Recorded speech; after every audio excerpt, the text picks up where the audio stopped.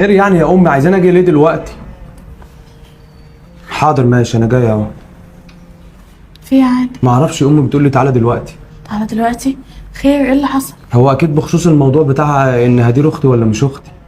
اوعى تصدق اي كلام تقوله. انا عارف يا دينا ان انت عمرك في حياتك ما تكدبي عليا. أكيد. بس انا لازم اتاكد يا دينا برضو. طب انا هاجي معاك، ماشي؟ ايه رايك؟ كتر خيرك يا دينا بجد على وقفتك معايا. انا لازم اقف جنبك في كل حاجه، مش هسيبك لوحدك. طب يعني يلا تعالى. يلا.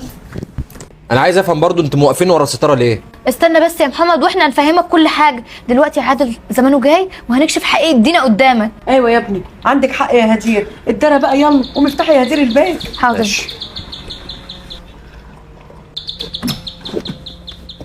ايه ده يا هدير؟ اه يا عادل. وانت بتعملي ايه هنا؟ هو ايه اللي بعمل ايه هنا؟ انا قاعده مع طنط يا عادل. وفين طنط؟ ها جوه، هيخش لها.